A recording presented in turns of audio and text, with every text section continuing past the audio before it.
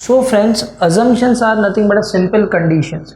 शर्त होती है, कुछ शर्त है जो हमें फुलफिल करनी होगी तभी ही लॉ ऑफ सप्लाई काम करेगा। सो हमें वो एक एक करके सारी शर्त को देखना है। What are that conditions which needs to be kept in order to fulfil the law of supply. The first condition जो इन्होंने बताई that is cost of production constant होना चाहिए। कांस्टेंट का मतलब चेंज नहीं होना चाहिए। क्यों? देखो, हम लोगों ने पढ़ा डिटर्मिनेंट के अंदर कि कॉस्ट ऑफ प्रोडक्शन अगर बढ़ जाता है तो प्रॉफिट क्या होगा? कम होगा। और प्रॉफिट कम होगा तो सप्लाई भी क्या होगा? कम होगा। मतलब कॉस्ट ऑफ प्रोडक्शन का सप्लाई पे इफेक्ट आ रहा है। बट प्राइस वो टाइम पे क्या था, उसको तो हमने उतना ही रखा है। इसका मतलब सेम प्राइस पे सप्लाई ज्यादा हो रहा है तो प्राइस का इफेक्ट सप्लाई पे नहीं आ रहा है, कॉस्ट ऑफ प्रोडक्शन का इफेक्ट आ रहा है।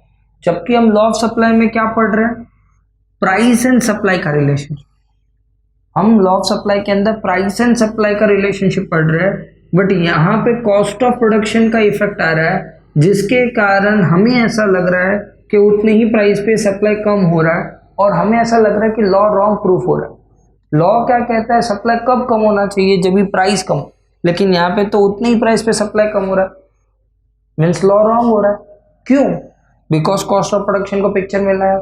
सो लॉ अज्यूम करता है कि हम कॉस्ट ऑफ प्रोडक्शन को चेंज नहीं करेंगे, और अगर मैं कॉस्ट ऑफ प्रोडक्शन को पिक्चर से हटा देता हूं फिर मुझे वही रिलेशनशिप मिलेगा जो रिलेशनशिप प्राइस का एंड क्वांटिटी सप्लाई का। सो इसके लिए they have assume that the cost of production is kept as constant. So first assumption I have completed. Moving towards second one. Now the next assumption is technique of production. Technique of production को भी constant assume करना है। क्यों? Because if you have new technology, production will be more, and if the production is more, the supply will also be more. So what does this state कि technology का effect आ रहा है supply में? But once again, जैसे मैंने first assumption में बताया, हम price and supply का relation पढ़ रहे हैं और हम चाहते हैं कि price का effect आए, लेकिन यहाँ पे तो टेक्नोलॉजी का इफेक्ट आ रहा है, और जिसके कारण वंस अगेन हमें क्लैरिटी नहीं आ रही है कि प्राइस एंड सप्लाई का रिलेशन क्या होगा। इसीलिए टेक्निक ऑफ प्रोडक्शन को भी अज्यूम क्या किया जाएगा? कांस्टेंट। सो एक्चुअली तुम नोटिस करोगे तो तुम्हें यही दिखाई दे रहा होगा कि हमें सिर्फ और सिर्फ प्राइस एंड सप्लाई इन दो चीज को ही पढ़ना, बाकी सब चीजें जो सप्लाई को चेंज करती है उन सबको कांस्टेंट रखना होगा। बिकॉज बाकी सब चीजें जो सप्लाई को चेंज करती है, अगर उसको चेंज किया तो सप्लाई चेंज होगा, जिससे रिलेशंस डेवलप करना डिफिकल्ट हो जाएगा और हमें समझेगा नहीं कि प्राइस और सप्लाई का रिलेशन डायरेक्ट है कि इनवर्स। बट अगर हम बाकी सब चीजों को हटा देते हैं then we are able to understand quite better way that price and supply have a direct relationship. So over here we have completed with the second point. Now moving towards the third point. Now the third assumption is there should be no change in weather condition. Once again, जब भी अगर weather change होगा तो supply change हो जाएगी, और अगर weather के चेंज होने से सप्लाई चेंज होगा तो relation between price and supply clearly नहीं समझे। So in order to clearly understand the relationship between price and supply we will assume that there is no change in weather condition. Because अगर weather अच्छा हो गया तो शायद हो सकता है कि प्रोडक्शन ज़्यादा हो और लोग कम प्राइस में भी सप्लाई करें। तो यहाँ पर रिलेशंस बाद में क्लियरली नहीं समझ में आ रहे, एंड बिकॉज वेदर चेंज हो रहा है so we will assume that there is no change in weather. In the same manner the fourth point that is no change in government policy. Government की policy के कारण भी तुम क्या देखोगे? सप्लाई चेंज होगा। फॉर एग्जाम्पल, अगर market के अंदर टैक्स पॉलिसी चेंज हुई या सब्सिडी की पॉलिसी चेंज हुई तो टैक्स एंड सब्सिडी दोनों के इफेक्ट के कारण सप्लाई में चेंज हो सकता है। सोचो, गवर्नमेंट ने टैक्स कम कर दिया तो हो सकता है कि लोग कम प्राइस में भी सप्लाई ज्यादा करें, लेकिन यहाँ पे प्राइस का सप्लाई पे इफेक्ट वंस अगेन नहीं है। इफेक्ट किस चीज का आ रहा है? गवर्नमेंट की पॉलिसी। हमें वो बाकी सारी चीजें जो सप्लाई को चेंज करती है उन सबको कांस्टेंट अज्यूम करना पड़ेगा। अगर हम इन सबको कांस्टेंट अज्यूम करते तो ही हमें प्राइस एंड सप्लाई का रिलेशन क्लियर लेवल पे समझता है। इसीलिए we will assume that is no change in weather condition as well as there is no change in government policy. So we have covered third and fourth point. Now we need to continue with the fifth point. Now the fifth point states that there should be no change in transport cost. Why? Because अगर transport cost का change होगा तो but obviously supply में change होगा। तो हमें transport cost को constant assume करना पड़ेगा। अगर हम ट्रांसपोर्ट कॉस्ट को अज्यूम नहीं करते कांस्टेंट और ऐसा सोचो कि ट्रांसपोर्ट कॉस्ट कम हो रहा है, अगर ट्रांसपोर्ट कॉस्ट कम होगा तो टेक्निकली तुम्हें ज़्यादा प्रॉफिट मिलेगा, तुम सप्लाई ज़्यादा करोगे, भले तुम्हें कम मार्केट में प्राइस चार्ज किया जाए।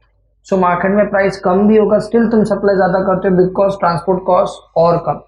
सो ऐसे सिचुएशन में तुम क्या देखोगे कि सप्लाई चेंज हो रहा है और कम प्राइस पे भी ज़्यादा सप्लाई हो रहा है। वाई? जस्ट बिकॉज उस पर इफेक्ट किसका आ रहा है? ट्रांसपोर्ट का। So we have to assume that the prices as well as transport cost both are assumed as constant. Now the last next point, that is price of other goods. देखो goods के दो part होते हैं जो मैंने तुम्हें पहले भी सिखाया हुआ है, complementary goods and substitute goods. There are two kinds of good, one is substitute and complementary. Many time because of substitute and complementary goods you will see there will be change in supply. For example, there can be a change in supply of Samsung because of a change in the price of Nokia. Market में Nokia का price अगर कम हो रहा है तो but obviously people Nokia के mobile कम बेचेंगे और सैमसंग के मोबाइल ज़्यादा बेचेंगे as a producer. So what you will see the change in supply can take place because of the price of its competitor और because of the price of its complementary goods. Now over here the effect is of other goods, and because of that there can't be a perfect relationship between price and quantity supply. So हम लोग यहाँ पर क्या करेंगे, substitute goods, complementary goods both are assumed to be as constant. So this was fifth and sixth point. Now we are going to cover the last point. Now the last point, that is there should be no future expectation. What will happen if we expect future? Imagine market में कोई product का price कम हो रहा है और अगर producer ने future expectation किया कि और प्राइस कम होगा फ्यूचर में, तो मैं ब्रैकेट में लिखता हूँ फ्यूचर प्राइस, तो प्रोड्यूसर सप्लाई क्या करेगा? ज़्यादा करेगा भी, क्योंकि वो बाद में थोड़ी नहीं बेचेगा. और तुम नोटिस कर रहे हो कि यहाँ पे रिलेशन इनवर्स हो गया. क्यों? क्योंकि वो फ्यूचर प्राइस को एक्सपेक्ट कर रहा है. अगर वो फ्यूचर प्राइस को एक्सपेक्ट नहीं करता तो रिलेशन तुम्हें डायरेक्ट मिलता. वंस अगेन यहाँ पे फ्यूचर प्राइस का इफेक्ट आ रहा है, इसीलिए तुम्हें लॉ क्लियरली नहीं समझ रहा है. Hence we will assume that in order to prove law of demand there should be no future expectation. So in assumption they are trying to state that if we change any of the factor which affect the demand supply, then definitely the law will prove as wrong. So in order to prove the law right, हमें certain conditions रखने होंगे, and conditions are nothing but a assumption, तो ही वो law correct prove हो. So we have completed with the fourth step. Now we are going to start with the fifth step, that is supply schedule.